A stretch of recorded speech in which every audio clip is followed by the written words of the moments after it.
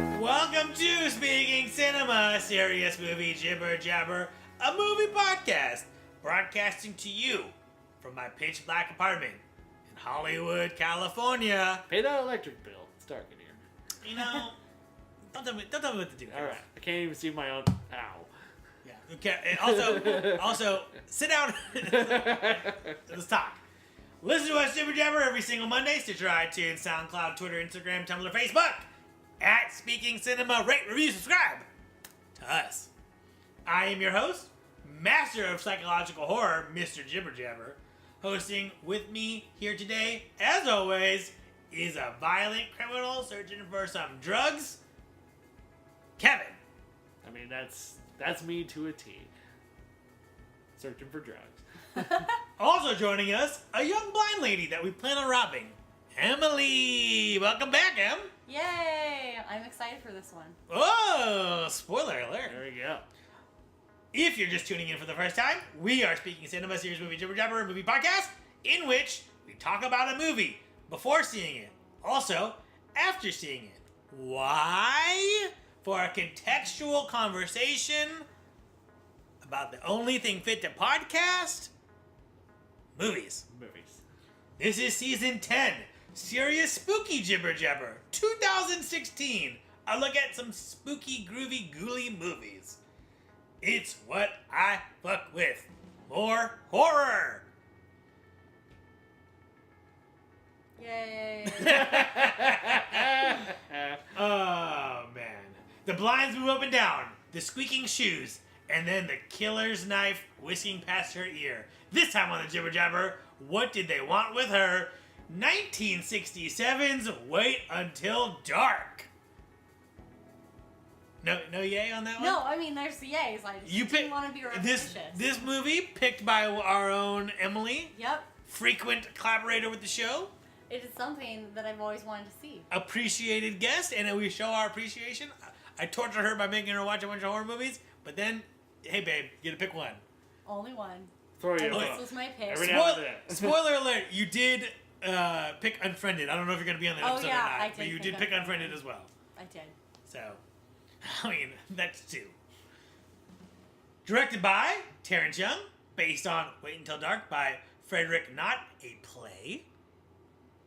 Written by Robert Carrington and Jane Howard Carrington. Starring Aubrey Hepburn, Alan Arkin. Distribution by Warner Brothers 7 Arts. That's what Warner Brothers used to be called in the 60s, guys. Oh. Another company called 7 Arts bought into them. Interesting. I did not know that. If you're not familiar, a recently blinded woman is terrorized by a trio of thugs. Wow. What There you go. great logline. That's all you need, you know. Bit of background, first performed on Broadway in 1966. Been revived a couple of times. Film version released 1 year later in 67. Here locally, where we are, in Los Angeles, in 2013, a revised version was played at the Geffen, starring Alison Pill. Oh, really? Yeah. Of Scott Pilgrim in the World versus the World fame. Yes, indeed. And she's in Snowpiercer, and she's just great. She was the pregnant lady in Snowpiercer. Ooh. I'm sad to say we didn't see this. I think I knew about it when it was already over. Yeah, I mean, it's the first time hearing about it. Yeah. So. Who do we know? Was anybody playing the thugs that was famous, or was I didn't. My research ended there because I got depressed. Well, after there you I go. found out that we missed it. That's the thing that sucks about. Slam that laptop screen down. Yeah, I did. Didn't like a decade ago or so, didn't Quentin Tarantino? Yes, do when a they play? did it. They did a Broadway, play, and I Broadway. think he was Alan Arkin's character. I think. Oh, So that's look interesting. at that. Yeah. I had no clue. See, that's what sucks about plays is that once it's over, It's done. You missed out. That's why we should all go see Wicked. The play that's just gonna wrap up before you know it. It always threatens. I actually am gonna be seeing Hamilton sometime. Ooh, Yeah. where in New York? Pantages. Oh, they're bringing it to Pantages. Yes. Son of a bee. Christy, a friend of the show, her parents have season tickets. to What? Pantages. What? Revelations. And I'm getting that Hamilton hookup. You coming should, here, so. absolutely. I have not heard anything other than glowing sentences. People love it. We're going to talk about how season tickets work after this podcast is over. We'll save that for when the audience doesn't need to know about me trying to get your girlfriend's parents to hook me up with some tickets to Shrek the Musical.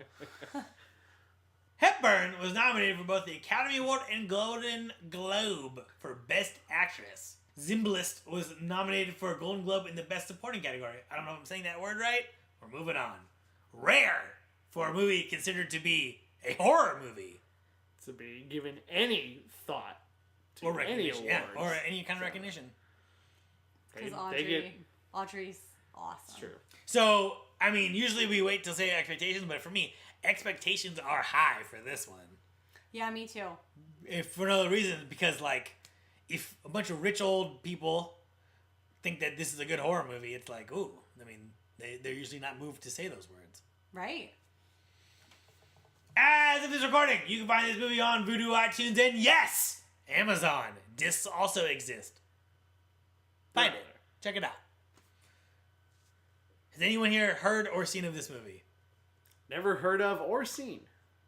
Yeah, when you said it, I was like, I wonder what that is, and then looked it up. Great title, though. Wait Until Dark. Good title. Menacing. It's a very good title. I've never seen it.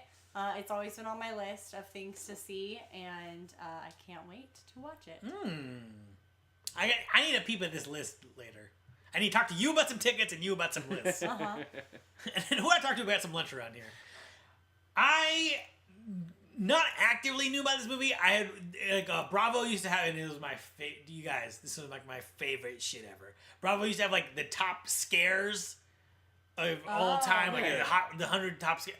Love that program. I watched all those list shows from like the mid 90s. Yeah, oh yeah. my God, I was all about it. But the horror one, I mean, come on, that's the best one. And that one had this on there. A moment that I will not get into now is on number 5 or whatever. Yeah. So I knew about it That's high. tangentially. Yes, indeed. Ooh. So have never seen it. Kind of not on the radar. But push comes to shove, I can tell you that there's some scary shit in this movie. Yeah. Home invasion movie. Is this what we like in our horror? Always a genre that hits home. It's like this literally Saw what you did there. literally hits home. But yeah, it's anybody could. You always put yourself in these shoes. It's a very relatable situation of if this happened to me, what would I do? Indeed. And then you get the extra layer of this girl's blind, so that's kind of cool. Which is a great cinematic addition. Yeah. Do you know what I mean? Like that's like It's nice because I am assuming that because she's blind, we'll be able to see things a little bit better because she's always in the dark. But I'm also looking forward to it being a cat and mouse game because, when it's a home invasion movie, it's always a cat and mouse game. It's always a cat and mouse game. But Oh, Tom and Jerry action. But also, like, your house. Yes. So I like that kind of gives the person the upper hand over the killer. It's not always like you're that. being taken to their house. On paper, remarkably similar to the concept of Don't Breathe. Yes. Um, So just flipped around of where the blind person is the antagonist and Don't Breathe. But in this one, they are the protagonist. Spoiler alert if you have not seen Don't Breathe trailer, but I have no sympathy if you haven't. So. Yep. I mean, that's basically the log line. Breaking a blind guy's house, bad things happen. And no one will ever be the same again. So deal with it. Are you an Audrey Hepburn fan? Audrey. One more time. Are you an Audrey Hepburn fan? I am, of course. Indeed. Roman Holiday. Roman Holiday, My Fair Lady. Sabrina. Yeah, she's very charming in her movies. Like, if we're gonna get a description, it'd be like thin, beautiful, incredibly charming. So, Great face. great face. Great way of speaking. Iconic imagery. Of, Yeah. I have never seen an Audrey Hepburn movie. Kevin. I know. Kev, no, this is a safe space. Kev, you can admit your things here. We're not gonna. Never seen one. If this was the Hall of Halls of Academia, you'd be asked to leave the premises. Sure it would be. Not in the apartment. I kind of don't want this to be like your first Audrey Hepburn movie, but it's okay. We can make it so. Listen, unless you can Does sneak this in one have a racist Mickey Rooney too? Yeah. Unless you can sneak in Breakfast at Tiffany's between now and when we come back to record the second half, it's gonna be. Yeah. So you never saw Breakfast at Wow. Tiffany's? I've seen parts of it, the iconic parts, and the not so iconic parts, i.e., racist Mickey Rooney. Right. But as someone who's a Truman Capote fan, I've just never even gotten around to it. So, Wow. although Truman Capote is I think, one of the most underrated writers. Underrated? As famous as he is, he is a spectacular writer. In Cold Blood is like one of the best books I've ever read. Oh, really? That book is fantastic. True crime. Yeah. I usually don't like true crime, but that's a glowing endorsement from you. Yes. In Cold Blood. Yeah, I've never. She's always, of course, seen as the iconic Hollywood actress. She obviously is very pretty, has a beautiful face. Those eyes, those piercing eyes. I've just never seen any of her films. Wow. I Well, know. I hope you're in for a treat. I hope so I hope too. we all Wait, are. so and none of us have seen it, right? No, so, none of us have seen it. I mean, I guess based on our love of her, we're assuming that she's gonna do great.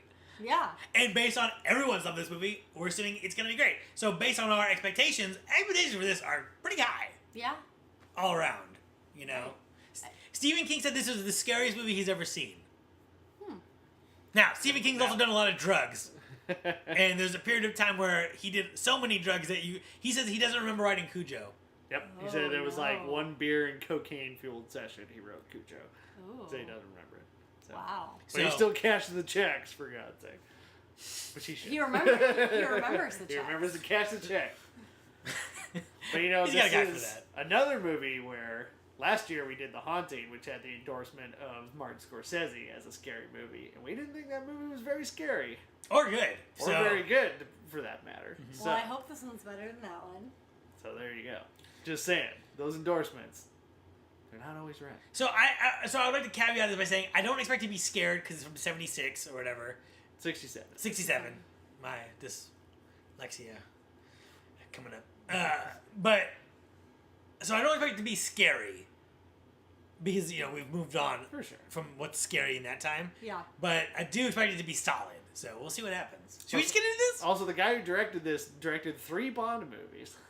He did Wow. Dr. No, the first one. Oh. And he did nice. From Russia with Love and Thunderball. Also, some good ones. Yeah, he did some of the heavy hitters. So, with I think those all have Sean Connery, if I'm not mistaken. Yeah. Is Sean Connery the best Bond?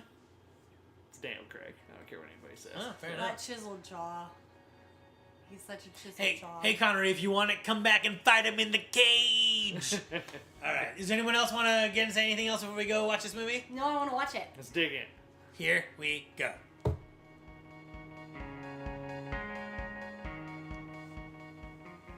And we're back. We're back. Kev, how did you watch it? Did the old Amazon rental once again. Ah. Couldn't get that disc fast enough from Netflix, so I've still got El Topo sitting there, just waiting to be watched. I tried El Topo, bro. I'm like, I I'm just gonna can't. try it. I gotta do it. But It's- yeah, it's been sitting. It's so. it's dense. It's like a real, it's like a gluten-free cake, man. It is just dense. And we got it from the library. Yeah, on DVD. Yeah, we watched it DVD, watch it together Yep. on this very couch. Wow. Indeed. With the lights on, which I thought was a mistake. Yep. Interesting because when we watched all the other horror movies we watched for this, like we watched Nightmare on Elm Street. Every time we watch a horror movie, I'm always like, let's turn off all the lights. Emily's like, never. This time, I would have preferred. I really wish that we would have turned So off you the were lights. zoned in on it, huh? Yeah. So. very interesting. Especially for like the end. Yeah. The end would have been completely different. So, there's things we gotta talk about. Audrey Hepburn, our expectations, etc., etc. But I want to talk. The first question is this a horror movie, I'm gonna say no. Kevin? Throwing it out there. It's not a horror movie. Not a horror movie. No. Considered to be a horror movie? Do you think? I don't know how it ever would have gotten that reputation. Why don't you think it's a horror movie? Because 90% of it is like, there's no suspense. Well, there's suspense, but there's no just that visceral horror of something attacking her. It's all contained in kind of this last little part, and I don't think that part's that scary, to tell you the truth. Oh, you think did it's- not think I was scared. I think it's more of a thriller aspect to it with like a dash of horror. But to call this a horror movie, I think is a disservice to this movie and a disservice to horror, personally. It's interesting because I famously, or maybe not famously, don't understand what a thriller is, because most people's thrillers are mysteries or horror movies. And I can concede to how this is a thriller because there's a level of mystery, but the whole thing isn't a mystery. It's whether we know she has the doll full of heroin somewhere. We know it's there, right? So it's not that they're pursuing this vague thing. Like, that's a mystery, you know. And does she have it? Does she have it? We know that it's there, and this isn't Freddy Krueger messing with reality. We know it's like that doll is in her house, and those guys know. And she just doesn't know where it is. She doesn't know where it is. What if the guy turned off the lights and he lights a match and then she just pulls up her hand and it's just the claw? Oh man! And she's like, "I'm your boyfriend now." There. M, is this a horror movie? God, I don't know. I think it is. It's very, very suspenseful. I think it reminded me of Hitchcock, where, you know, he uses suspense, he uses thrills to push along a story. Mm-hmm. But you know, because like I wouldn't necessarily consider him a horror director. Hitchcock? Yeah, I think of his stuff as more suspenseful, and so it kind of reminded me of the same thing. Where I guess it's a horror movie just because it is kind of like a home invasion, but I would just say it's a suspense. If I had to draw a line, I would say that all movies are horror movies. Some of them don't live up to it. Some of them do better than others. Blazing Saddle, terrible horror movie.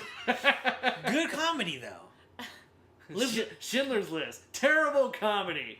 Yeah. Not a gag in sight. But listen, if your worldview, I'm not one to intrude anyone's worldview. If your worldview is that every movie is a comedy, Schindler's List is a terrible comedy, but it's a good drama, historical. But why compartmentalize the world that way? This is how I see the world, bro. Man, when I open my eyes, it's just darkness everywhere. Indiana Jones, terrible horror movie. Great Adventure, Avatar, and so on. I say this movie's climax is a horror movie. You know what I mean? It's a horrific scenario. They've built it up to a horrific scenario. You know what I mean? Where she's trapped alone with a killer in a room in the dark. Right? That's horror. And you know, and one could argue. We argue Jaws is a horror movie, which people take attention with. I'd say that Jaws 1, the end result of Jaws is that you don't want to go into any body of water. Yeah. Not just the ocean, like a toilet. You don't want to be next to a toilet, bathtub, a pool. It scares you away from everything, right? And also Jaws, I think, has punctuated moments of horror throughout the whole thing, and then the moments that aren't horror are just kind of like almost like a beach movie. Yeah. You know what I mean? Like a beach investigation. Yeah.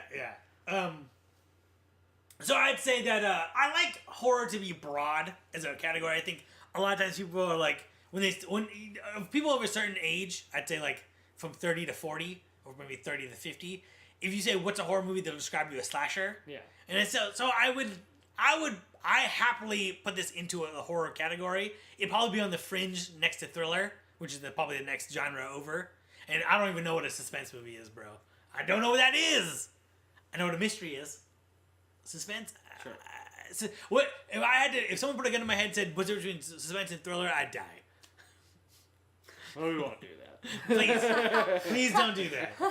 We'll take mercy on you. So, whether or not it's a horror movie, we watched it, so we're going to talk about it anyways, and it's going to go into the season because people said it was a horror movie. Now, here's my real question. Well, yeah. No, go ahead. Did you like it? Yes. But here's my real question. Do you think this is a horror movie for people who hate horror movies? Where there's one moment of horror and the rest of it is just like a... No, I think it's a changing sensibility. 1967 to now, what was considered a horror movie and horrific It's like The content. Fly was like a horror sci-fi movie. The That's Blob. The Blob. A very slow-moving pink blob. Yeah, so... Oh, he's so big. That Steve McQueen couldn't outrun, for God's sake. So there you go. He was smoking a lot of cigarettes back then. Indeed he was. No, that's a good point. It's like, had anyone ever done a home invasion movie like this? You know what I mean? Like, because Psycho's before this, you know what I mean? And that was like, that was like a hardcore horror. It was like hardcore, right? When And it like came out. now, I don't know if we were hard pressed to say is Psycho a horror movie. I don't know if we. I think we. I think it is. I think it is. A cross-dressing man murders people. That's a horror That's movie, a horror damn it. movie right there. Yeah, well, a thug murders people. Yeah. I think He has the skeleton of his mom in his house. How I is that not a horror movie? I also think That's terrifying. I also think that Psycho sits in a horror tone throughout the whole movie. No, it There's definitely an anxiety. There's You're not anxious during this when you watch this movie? anxiety, but there was. I would say for the first 3/4, no. Ooh. I really wasn't. I think. Okay, so did you like this movie? I think it needs a better directorial hand to take care of it. Dang. I don't think our boy Terrence, whatever his last name Young. is, Terrence Young, I don't think he's got the chops to really pull this story off. Somebody like a Mike Nichols or Alfred Hitchcock, was someone who really understands how the camera works and can use it in that very small space, I think could have really made something interesting with it. But this feels like they kind of just pointed the stage at the play and just let it kind of play out. It doesn't feel very cinematic. I would disagree. I would say that I was on the edge of my seat for those first 45 minutes. Not in a fear way, but just in a, I need to know what happens. Like, how are they going to do this? How is she going to figure it out? How is this and that? Are they going to get, this guy's a murderer. Are they going to trust him? You know what I mean? Like, a lot of questions I wanted answered. Uh-huh. But you don't think the directing was good on this? Not really. You didn't think I think, now here's what about the thing. acting? The acting is good, especially from Alan Arkin, And especially from Audrey Thank Hepburn. you. Yeah, so our first Audrey Hepburn. and what did you think of your first Audrey Hepburn? So this is a very hard role to play because I think playing blind is a very difficult thing to do because, one, you have to keep your eyes open. Yeah. You can't she just blink. like shut your eyes or put sunglasses on Right. and all that. I if I was playing blind, I'd be like, put my sunglasses on, put a line on, how to get used to wearing sunglasses all the time so people know I'm blind. Because I would not be able to do what she did. Yeah, and she very believably moves around. She knows her house. Yeah. Like, that's the key thing, is like she looks like she's comfortable in her house. And that's it. But if something is out of place, there's always that bump or that. Exactly. when she trips over the chair and she kind of talks to herself and be like, the chair is not supposed to And be she here. slows down when there's a step up to the kitchen area. She kind of slows Yep. down and kind of feels it, very quickly. But there's that extra little half thing. Or like- she probably like has been, going along that living room, so she probably knows how many steps it takes to Yes, cross from but the chair. there's always that little hesitation, like, Yeah. but here's the step. Making sure it steps there. Yeah. And like the scene where Gloria throws all of her stuff on the floor and she has to that kind of little like, brat. fuck Gloria, she is That- terrible. she was such a brat. I was that like, no kid is wonder. worthless. This may shock you, but I think that Gloria is a monster child and a little bastard. Fuck Gloria. Gloria, Man. who She's does as bad as that? Ollie in Game of Thrones. There's a different Fuck her. there's a different version of this movie where Gloria is the villain, and that is one universe over. Yeah. Well, she was deliberately scaring her. She moved and then was like, and then yelled. Yeah. And I was like, oh, that's such Also, a mean thing to do. This movie is like one of those like love letters to how there were no such thing as the good old days. Yep. Like, 'cause it's like New York, the children on the street playing dice. You know what I mean? It's like, I like it. like, oh my god, you know what I mean? Like, it is a testament to like, Yep. children were not well behaved back then. That was a terrible time to be alive. Yep. And of course it's fictional, but Still. But yeah, Gloria, man, Fuck that. fuck her. She helps out later, and I did think it was hilarious when she's like, I don't know, I'm just a kid. And then she walks and she starts banging her umbrella against Oh, the yeah. thing to cue off our girl. But like just that, I don't know. Brrrr. Yep. Funny. Good kid moment. But fuck that girl. Jesus. I will not say, I mean, she did help out in the end, but she did not redeem herself. I will also say about Hepburn, I said she was charming, and in this movie, she is no different. She's like, I'll be the one reading Peter Rabbit in Braille. Are you looking at me? And then she sticks out her tongue when he says yes. Like, And then- oh There's pure charm. And then she's like knocking on the door and she's like, it's Batman! my God. She was so cute. I mean, Yeah. that was the thing, is that they did make her character really likable. Because Yeah. you could have felt sorry for her. You never really did. Other than like when her husband wanted her to be like the best blind lady ever. In the Yeah. end, I was like, fool, just move across the living room to hug your wife who was through this crazy ordeal. And it's like, no, you need to like find me in the house. It's like, Yeah. enough of that, man. But what's interesting is that I feel like, and we saw this a little bit in Nightmare on Elm Street, where, and I think it's a thing that separates. You see a lot. Maybe it doesn't separate, but you see it a lot in good horror versus bad horror. Is that the people are not just involved in the plot of this movie. Mm-hmm. There's a world going on outside of the plot of the movie, right? In the bigger world, she's trying to be really good at being self-sufficient. Yeah. You know, like there's tension in their relationship over this. Mm-hmm. You know, like he probably left to go to his job, but kind of upset at her. You know what I mean? Like there's like in a good action movie, it could just be about the plot. There's no bigger world than the plot of like, you know, fucking aliens are invading, we gotta fight them off. You know what I mean? Right. Independent. You know, like Independence is a bad example, but so I do like that. I do like how that little extra element was in there, and they don't really it's not overly talked about. They talk about it. They show it once and then they pay it off in the end. Yeah. And that's it. You know what I mean? But I like that. Yeah. Agreed. Now here's an issue I have, a fundamental one. Mm-hmm. Alan Arkin's hair. Alan Arkin's hair. He looks like if Ringo Starr was a German scientist. He looks like the fifth Beatle. Yeah, the Beatle. People just walk in and out of this fucking house. I felt like the woman from The Room. It's like, how many people walk in this house? Mm-hmm. This house is way too easy to get into. Yeah. And people she just lets people come in. It's like, oh yeah, I'm Mr. So-and-so. And she's just like, oh, yeah, come in. Okay, here's all of a sudden. Here's my rebuttal to that. Okay. They do say there is an establishment in the beginning where the con artist number one is like, how come the closet door is locked?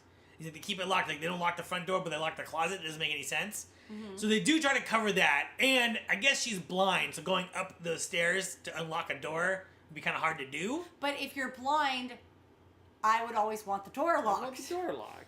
Because you live I'm in blind. New York, for God's sakes, where kids are playing dice on the street. And I guess Gloria is come in and out. Right, isn't there a line about how they leave it open for Gloria to come in? I guess so. Yeah, but fuck Gloria.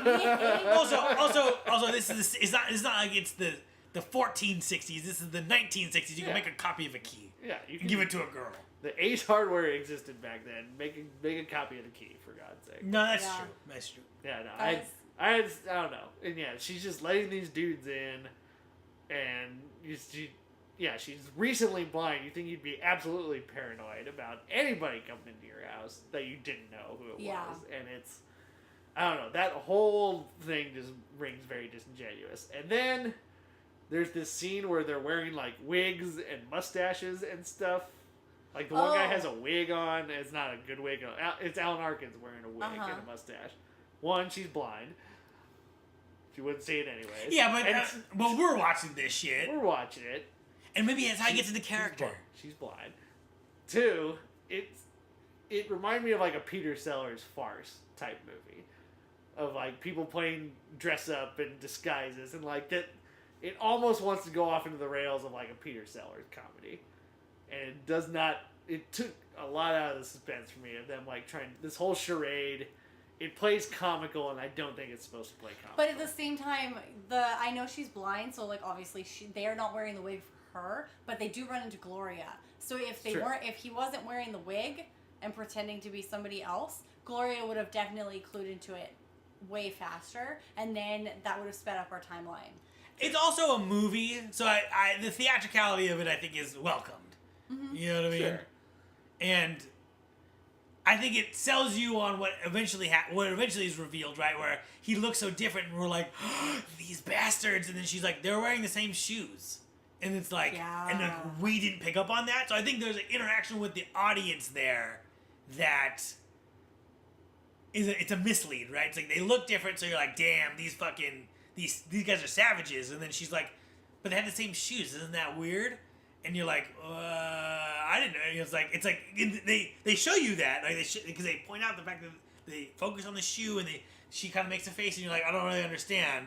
You know what I mean? I'm like, is the floorboard squeaky? I don't know. And then that's a reveal. So I think it is done to mess with the audience, and I liked it. I thought that was fun. Also, Alan Arkin, did not recognize him, and B, I think he does a smash up job in this movie. He does very well. He's creepy, but he's not that like meh, movie villain creepy. Right. Right. You know, it's But he's that doing. very, But he is that kind of mastermind, right? Where he's like, Yes. he's like, you like having some like brass knuckles. How about you put them here on the table? And it's like, well, what's your negotiating item? And he takes out his knife and he's like, Yep. no, I'm gonna hold on to this, to play referee. He definitely is a mastermind. He definitely is like a crime lord, where you are kind of like scared of him, and you're scared for our other characters because of like the body of the girl was hanging in the closet. Yeah. That was terrifying when Audrey Hepburn went to go get her scarf, and the body and the hair touches her, but she just doesn't like figure it out. Oh, by the way, when he's torturing her at the end and he's like hitting her with not even hitting her, he's like using the scarf to. Oh. Oh man, That scene, yeah. that's your little horror moment kind of sprinkled right there. yeah, but that's dark. It was Yeah. He's like He's messing with a blind lady. Yeah. It's like, come on, yeah, dude. he is a bastard. And I did And then there's that weird when he sniffs the laundry. Oh, that's gross. I missed that. It's in the beginning when they're kind of going through the house, and he like pulls the laundry out of the thing, and he kind of gives it a little. And it's like, oh, weird. Yeah, he likes that funk. And I like how they use her blindness in those reveals where they're trying to clean their fingerprints, and then she's like, "Is my house dusty? Like, why was everyone rubbing stuff?" Like, Yeah. And it's kind of one of those things where it's like, yeah, if a cop was kept rubbing your house or whatever, you wouldn't. I guess you wouldn't say anything, or you'd be like, "That's weird," but maybe there's a purpose to that. I don't know.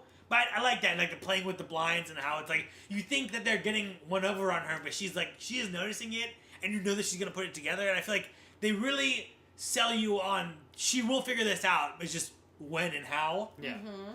They made it was very intelligent, where she used her observation, and but they also were using her blindness to their advantage, where as they were wiping down their fingerprints, but they had gloves on, but they were having like a neutral conversation, and so it was just really smartly done. A delicious interaction. I'd say. It was really good. You agree, Gab? So, I think as in a play world, in a movie world, this plot kind of makes sense. Yeah. If I'm thinking down the line, if this movie was made in the 70s, those guys tie her up, tear that house apart, find the doll, walk away. This is a 10-minute scenario here. I think there's a lot of cloak and dagger stuff that, as a movie, it's fine. But when I think logically about it, it's like, they could have manhandled this woman, found a doll, and walked out. Well, but she didn't have the doll, right? That's the whole... It is kind of She didn't engineered. know she had the doll, Right. but eventually she had It was all It's in the house, and we know that the doll's in the Gloria house. has the doll, Yeah, so she doesn't have the doll. but Gloria brings the doll in the house, and we see that. Well, But later, Right. It's all so engineered backwards. if they would have started off with your plan of tying her up, and They wouldn't have gotten it. they wouldn't have found it because she Sure. doesn't. Yeah, tied the little girl, too. Maybe in the 70s they would have. They would have done that. If John Borman was making this movie, that girl would have been tied up. So, and I will say, to the movie's credit, speaking of this kind of a thing, I had no idea where it was going to go. I had no idea where that doll was. At one point, I'm like, did he do it? Did he have something to do with this? Is he in on it? Well, they saw him at the airport with the doll, though. Right, but I was getting to There. the point where I was like, I don't know how they're gonna get out of this. You know what I mean? Like, where is this doll? They went underneath the stairs, even. I was shocked when Gloria had it. I didn't even think that Gloria Which would have is good writing because when they reveal that, it's like obviously. You know what I mean? You're like, of course, this stupid Fuck bastard. Gloria. Yeah. Let's talk about the craziest jump scare I've ever seen in the movie. Which one? So she's walking back towards the fridge, and then he jumps with a knife and he tries to Yeah. What did you guys think of that? Yeah. You didn't like it? You didn't like it? Did it get you? It didn't get me. It got me and Emily. It got me. It didn't get me.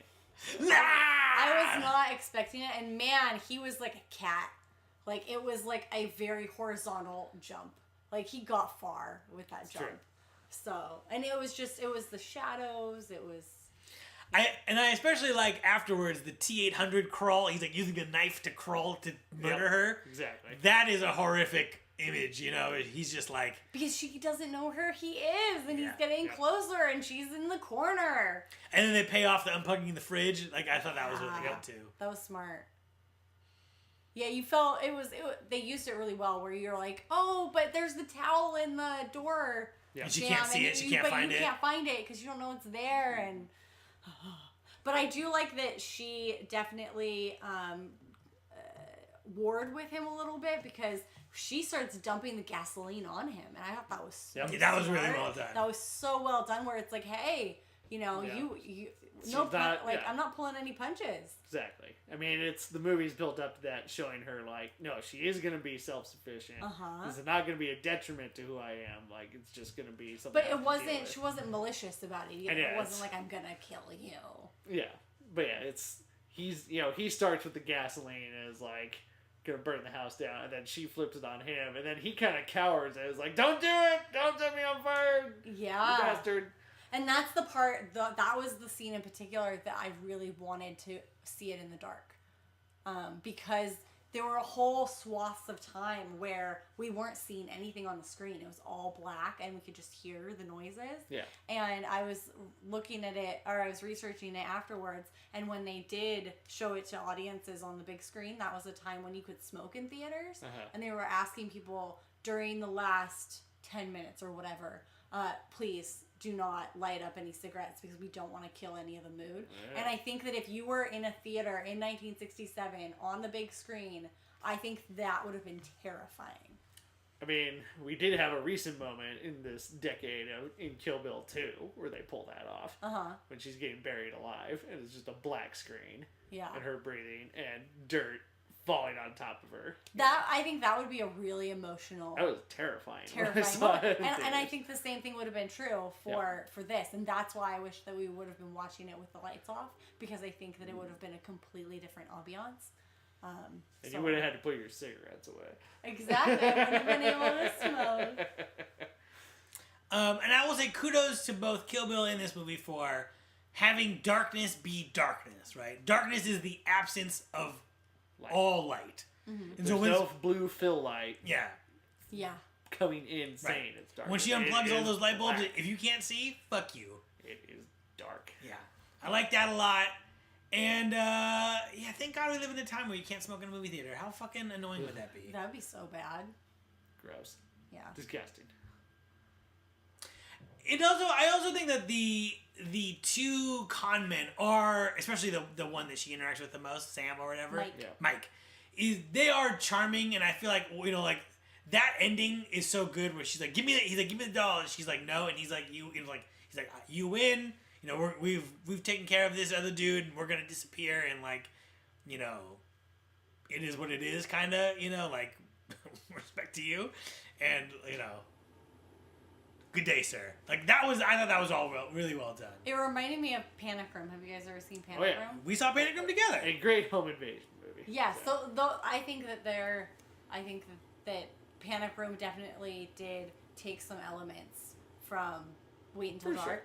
Dark, and kind of the same, like, nice hero or Yeah. nice villain.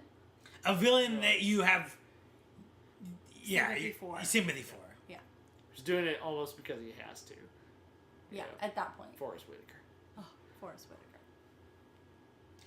Is there anything else that didn't work that we haven't talked about, or did work that we haven't talked about? Acting good, directing good, lighting good. I think the chubbier guy, he's a little too bumbling for this Mm-hmm. movie. And again, I think it almost veers off into farce territory in some moments. I just, for the tone that they're trying to get, I just don't think it works at all. So, chubby bum, didn't like him. I found the explanation for how they know the girl to be confusing. They were a 3-man team. They went to jail, then got out. Like, how long have they been out? Like, do they not know where she is? The plot is needlessly complicated. I think agree. There's a lot that could have been streamlined in who these guys are, the explanations. I don't know. It felt like a lot of words were devoted to explaining something that didn't make a whole lot. Right. If they just said, Well, no, because they're not a 3-man team anymore. Because she's dead. Yeah. well, right. If they just said, hey, you know her, she's just, you know, in the criminal underground. Yeah. You guys have done jobs together, like, you know, blah blah blah blah blah. That's fine. But they kind of took it a little bit Yeah. too complicated.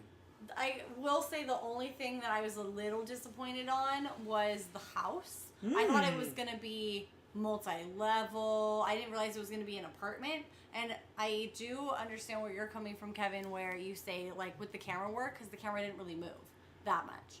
No panic room where it's flying around in between walls and No. through tea kettles and stuff like that. No. And I think Through that Jodie Foster's earring. Yeah. Whoop.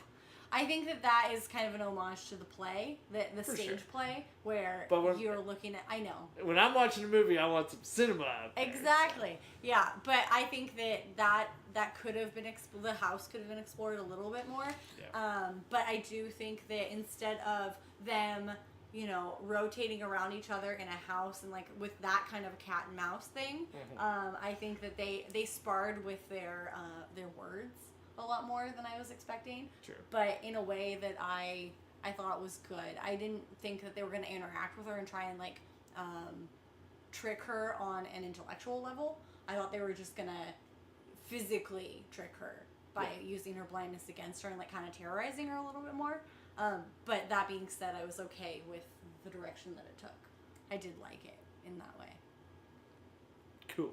Yeah. Yeah, and it's interesting because it's a home invasion movie, but not spoilers for Don't Breathe, but like in Don't Breathe, like they're fucking robbing that dude, right? They're like tiptoeing around being creepsters, Right. and this is creepy in a way that is not presented creepily, right? It's presented like, oh, hey, I don't know you, like let's be friends, kind of like not like it's not sinister until it is. You know what I mean? Right. Well, other than Alan Arkin in the last 10 minutes, Right. nobody is there to hurt her. Nobody's there to physically harm her. Right. They're just not. They're Right. gonna try and get it another. It's almost like a heist. It's almost like a heist, Yes. a con. You Yes. know? She is this like her mind is the safe. Yes. Yeah. True. So I think that's an interesting thing. I think it works and I like it, but it's just kind of like that's not how I view a home invasion. I feel like a home invasion subgenre is about the threat of physical harm, not the threat of like being robbed. That's how Or being outsmarted. right. Yes. Verbal sparring. Yes. Any tiny nitpicks? I'm going to start with the DVD volume on the DVD we had was very low. We had to like put it all the way up. Yeah, even the Amazon one was a little way too wide of a range of volume. So Yeah. not a good transfer from 67. She unplugs those light bulbs barehanded. What is she fucking? She has no feeling in her hands either. She's got callous hands. Yeah. I know. I thought about that too. I was like, those light bulbs are hot. And then Yeah. then she smashed them, and I was like, why is she smashing them? But then when she did all of them, I was like, okay, now I'm back on board. Right. It's funny. Like, I'm so bad. Also, she keeps dropping the knife. Stop dropping the fucking knife. Yeah. Also, if someone has a knife and they point the knife at you and you have a knife, you don't drop that fucking knife. Nope. And also, God forbid, but if someone's holding me at gunpoint and any of you guys who are hearing my voice have a gun, they say, you drop that gun or else I'll shoot this guy, you don't fucking drop that gun. Because if you drop that gun, they'll just shoot you, and then they shoot me, and then they get away. Leverage. Don't drop that knife. Okay. You have the control.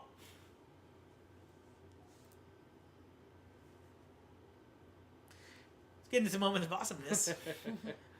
Opening titles, delicious 60s style opening titles. Little Henry Mancini music going on in Wait. the background. Till Dark. And they go, it's white, gray, black. yeah. So Yeah. progressively got darker. It's Some good. slick Henry Mancini guitar. I believe that no one actually says the title in the movie, which Yeah, I is don't think so. which is a shame, but great I opening. can roll with that. Yeah. Nobody says don't breathe and don't breathe. But they do say don't breathe. They do and say wait until don't dark. breathe. Wait until dark. Maybe they say wait until dark and don't breathe. Ooh. They might actually when they're scoping the place out. Yep. Wait until dark. Oh, that's adorable. Double feature. There you go. That's cute. In the double feature, Don't Next has to be second, right? As we wait till dark and then Don't Breathe. Yeah. I just think that there's little moments of awesomeness all around here. Audrey Hepburn hamming it up, just little revelations, like when he was like, "Oh, is it in? What is this?" He catches himself. He's like, "It's in the safe." It's like you don't know that's a safe. Yeah. You know. Good little moments like that. Yeah, where they have to they forget they're not forget they're doing a con, but they're just not that high a level at doing it. So yeah, they kind of stumble over The dialogue themselves. was good, and the callbacks were good. And I like how the safe is a mislead. It's like you think Yeah. like, oh, it must be in the safe, and they're like, no, we can't open that safe. Yep. Like that's just a decoration. So they put a tablecloth over it and a plant on top of it. So Yeah. If which we- is what you do. Yeah. Also, that'd be cool to have a safe like just chilling in your living room. Babe, let's get a safe. Let's put some fish inside. No. No. The other thing I will say that Koi I in the like, safe. no. Just one koi. He gets so lonely. Ugh. But the other thing I was gonna say is that what I kind of liked is when Mike is dead and he's slumped on the stairs and she has to like kind of pass him a Yep. couple times. She reacts, Yep. even though she can't see him, but she knows he's there She's and like she like, kind oh, that's yeah. a body. And I thought that was really well done, Yep. where she just shies away from it every time, but she still does what she needs to do. Yep. But she's still sad about it, and like, yeah, I thought that was done really well. Mm-hmm. So in the end, big picture, do you like this movie? Does it work, Emily? I loved this movie as a suspenseful movie, maybe not as a horror movie, but it's my kind of a horror movie because There you go. it's palatable. See, You're from It's good. 1967. I am from 1967, Kev. It's And I do think, like The Haunting, it's analogous pick of from last year. I do think this is a movie that, if you know someone who hates horror movies, they will like this. Yeah. If anyone who says I hate horror movies, whether or not that's actually true or not, they'll probably like this movie because it's just enough macabre in there to get you a little to like kind of to wake you up, to give you that little thrill, but it's not all over the place. I would recommend it to anybody who likes Hitchcock. Yes. Yeah, I really liked it a lot. I didn't dislike it immensely, but I think It's the a glowing endorsement. plot needs to be Kevin. streamlined. There's too much explanation in a lot of things, and I think you need a stronger directorial hand behind it to really make it sing. I think Hitchcock, Mike Nichols, Billy Wilder could have knocked this thing out of the park. Terrence Young, you're not cutting it, bud. Not cutting it. But was Audrey Hepburn Audrey charming enough? Hepburn was incredibly watch charming, more? and I will definitely Do you- check okay, watch more of good. her film. No question about it. I like this movie. I think it works. I definitely don't think it's the scariest movie ever. Not even close. I think that from a lady's perspective, it might be a little bit different than from a dude's perspective, right? And I like how everyone is smart in their own way. The evil guy is always one step ahead. The two dudes are dynamic. She's resourceful, and I think that goes a long way in this. Is it a horror movie? I would like the horror genre to be broad, so I'm going to say yes as a fan. And that's all that matters. And anyone who disagrees with me Well, can there go you straight to hell. There you go. With Gloria. With Gloria. With Gloria. Fuck her. Does anyone have a crazy fan theory, a sequel pitch, a remake idea, an adaptation they want to see, etc., etc.? I would love for this to be a play that like plays every Halloween at like somewhere. You know what I mean?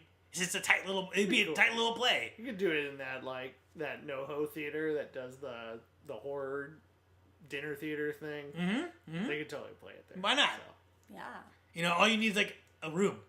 so that's literally all you need. A room and a doll. And what? How many characters do you need? You need Gloria. And a whole lot of heroin. You need the girl. You need the two dudes, and you need the guy. You need 5 actors. And dude, if Gloria was like 18, it wouldn't affect the movie. Yeah. No, she Get a doesn't girl who look just like it, looks young. so. Yeah, there's no need for a child. But I do think that, Panic Room has done a really good job of kind of like adapting it. I think Don't Breathe, although I haven't seen it, but like I see a lot of similarities from that. So I do think that they have updated it. Yeah, the home invasion movie has been improved leaps and bounds. Mm-hmm. But it's got to start somewhere. And it might be this one. So, I mean, there's probably some like obscure 30s movie that was like, well, this was the first home invasion movie that Ernst Lubitsch made or something like that. Oh, So. Lubitsch. I love Lubitsch. Now that would have been. What URM I would never eat. Don't call me a ham. Man. Lubitsch. That's it for this episode. Thanks for listening to our conversation. Come back and join us on the next one. We will be taking a look at another Halloween-style movie. Follow us on Stitcher, rate, review, subscribe, iTunes, etc., etc. This episode written by Ricky Dozen, a.k.a. Mr. Jibber Jabber. Kev was your host. Mr. Jibber Jabber was your host. The lovely Emily was our lovely guest. Woo! We are Speaking Cinema. We'll see you next time. We'll wait until